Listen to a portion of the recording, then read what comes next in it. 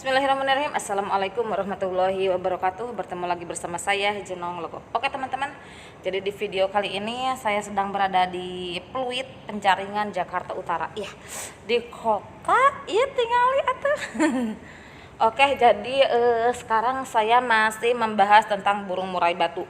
Dan pertanyaan yang datangnya teh begini, Teh Nong, kenapa burung murai saya pas pertama kali diumbar dia itu tidak mau terbang? Sekalinya dia itu terbang ngelantai langsung. Jadi kayak yang berat kehanap monoyot begitu. Ya jadi susah kayaknya teh bergeraknya teh. Susah kayaknya teh terbangnya teh. Bagaimana itu caranya Teh Nong? Ya oke, saya akan menjawab pertanyaan dari Mas Bambang. Ting tanya ngaranna poe deui.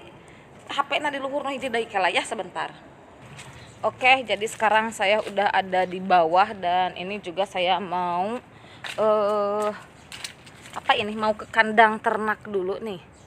Ohoi, yeay, naon eta sukun buruk. Aing kan ieu keur di kebon. Jadi aku akan membahasnya di sini ya bebekku. Tah, manuk murai aing. Biar kata dia sedang diternak tapi dia mah urih ikan we disada kelah sakedap ya. Oke, jadi sekarang saya udah ada di kandang ya. Sebentar, saya mau nyari dulu tempat duduk. Da atuh dia mah tempat diuk mah hese. Sebentar.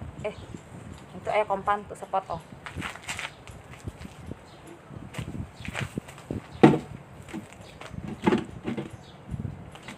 Oke ya, jadi saya akan menjawab pertanyaan dari Akang Bambang.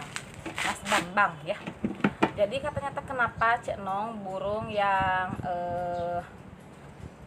pertama saya masukkan ke keramba dia itu kayak yang berat banget, terbangnya itu kayak yang susah, kayak yang bawa beban. Kenapa? Karena memang pas awal-awal kita memang anjir bener dia kalah sakedap ya. Karena memang pas awal-awal kita masukkan burung kita itu ke keramba, memang si burung itu kalau di habitat aslinya dia itu terbang bebas ya, terbang lalu lalang. Pas kita bawa ke rumah, pas kita adopt di rumah, burung kita itu jadi terlalu sempit ruang geraknya. Makanya kenapa kalau burung di alam itu suaranya itu tembakannya itu panjang-panjang, bagus banget, ngekeknya itu bagus. Kenapa pas kita bawa ke rumah dia itu jadi kayak murai ngumpluk, pendek-pendek itu tembakannya itu karena apa? Karena powernya kurang terolah, staminanya, tenaganya ya, terusan olah vokalnya, otot-ototnya. Jadi dia itu kalau cek bahasa Sundanya ya melemah suaranya itu, memang melemah, melempem kayak ranginang gerangka poe. Jadi bagaimana atuh cek solusinya? Kita bermain di manfaat dulu ya supaya tidak kewalahan untuk para pemula. Apa sih cek manfaat dari pengumbaran? Manfaat dari pengumbaran sama juga manfaat dari pengkerodongan, sama juga manfaat dari pengembunan. Itu supaya apa? Supaya burung itu merasa dia itu sedang berada di habitat aslinya. Burung itu tenang, burung itu rileks, burung itu nyaman. Ya, jadi dia itu merasa, oh saya sedang berada di habitat asli saya. Saya sedang terbang lalu lalang, saya merasa enak, saya merasa nyaman, saya merasa enjoy. Itu kalau kita juga merasa enjoy ya mengurus burung, kita tidak akan gonta-ganti begini begitu. Kita mampu mengimbangi keinginan burung. Maunya burung kita itu kemana? Bukannya maunya kita itu kemana lalu burung mengikuti keinginan kita, bukan, tapi mau burung itu kemana. Nah di situ juga kita garis bawahi ya. Makanya untuk burung yang awal-awal diumbar itu memang dia itu agak berat ke bawah, agak berat ke bodinya itu apa, kalau kita misalkan burung saya itu maca tebunyi, langsung kita itu larinya ke saya juga dulu gitu, langsung larinya ke jangkrik, langsung larinya ke IF, ditambah porsi IF-nya yang ada gimana kayaknya burungnya teh bulat bodinya itu, tidak singset, tidak ramping. Nah itu sedangkan burung murai yang bagus itu burung yang dengan badannya itu ramping, singset, padat. Jadi dia itu pas terbang itu enak. Jadi pas nembak juga dia itu di gantangan tidak nakal. Ada juga yang bilang kayak begini ternyata, no, saya mah kenapa saya tidak mau diumbar, karena burung saya itu pas diumbar itu stres, dia itu nggak mau diam di tangkringan, dia itu maunya ngelantai. Ya biarin aja untuk awal-awal untuk awal-awal pengumbaran dia itu jangan terlalu ditekan, jangan, karena semakin ditekan bukan semakin enak kan.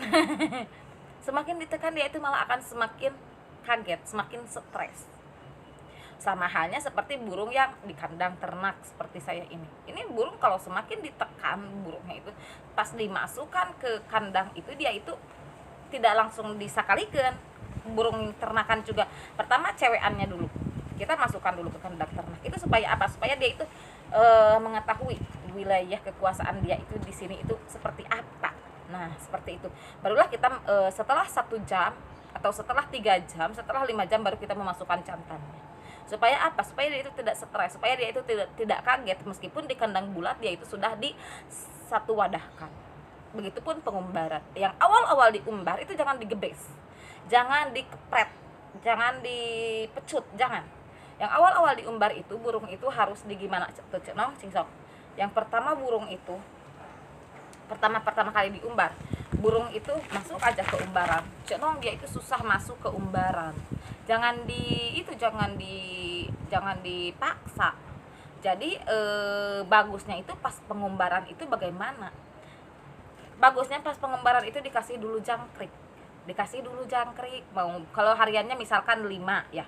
Cenong hariannya 5. Pas masuk jangkrik itu pas sebelum diumbar itu seharusnya dikasih dulu JK3. Jangkrik 3 dulu sebelum dimasukkan ke dalam umbaran. Fungsinya untuk apa? Gunanya untuk apa? Fungsinya supaya ada yang diolah di sistem metabolismenya. Jadi dia itu kan diumbar itu sebenarnya mah olahraga. Iya, masa sebelum olahraga kita gak makan dulu? Ya, makan cenah pur, tapi kan itu bukan pur, itu bukan makanan di habitat aslinya, itu bukan pur sebenarnya. Makanan di habitat aslinya itu ya jangkrik, kayak serangga gitu ya. Bagaimana dengan laler, cenong lalat masuk meren atuh. Makanya kita kasih aja dulu JK3 kalau hariannya 5. Kasih JK3. Waktu pengumbaran yang bagus itu kapan cenong?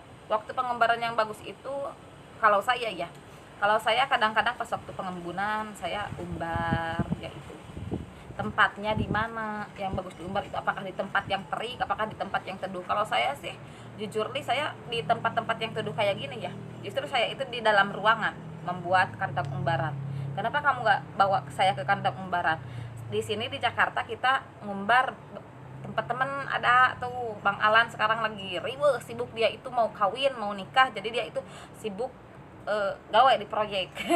Jadi saya jam segini tidak ada dia, nanti pulangnya jam 7 malam dia mah, pergi pagi pulang petang. Nah, biasanya saya itu pagi-pagi kita mengembunkannya. Gunanya pengembunan sama untuk supaya dia itu tidak stres, supaya dia itu merasa segar, supaya dia itu merasa enak, supaya dia itu merasa nyaman seperti ada di habitat aslinya. Nah, itu guna pengembunan. Setelah diembun, nah jam 7 atau jam 7 aja, jam 7 kita kasih pakan dia. Kalau biasanya hariannya itu 7, kita kasih aja dulu dia itu 4. Jadi setengahnya biasanya saya itu. Biasanya saya itu kan memberikan pakan jangkrik itu kan untuk burung murai batu itu ganjil. Jarang ada yang saya memberikan genap. Kecuali kalau burung-burung yang udah begitu salah begini dosa.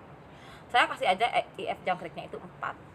Bak aja kita kasih IF 4, kita masukkan ke umbaran. Cenong burung saya mah susah masuk ke umbarannya bagaimana?